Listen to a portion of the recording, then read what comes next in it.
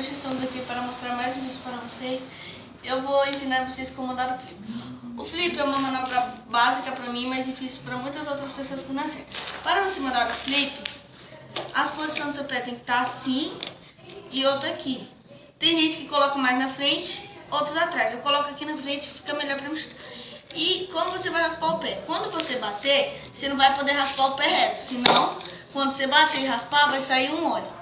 Para slip flip, você tem que bater, raspar assim, e o pé tem que ficar meio torto. Porque se você deixar reto, vai ser a mesma coisa. Você pode até raspar para cá, só que vai ser um flip, só que vai ser incompleto e vai ser mais difícil.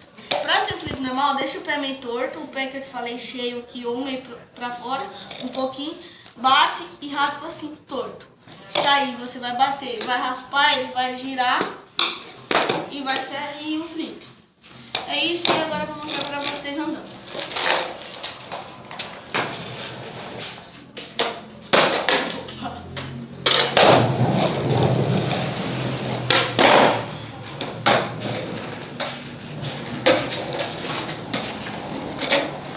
Então galera, esse foi o vídeo de hoje. Se vocês gostaram, deixem seu like, inscreva-se no canal, deixe lá nos comentários pedindo mais coisas ou novos quadros que vocês quiserem. Então é isso, falou!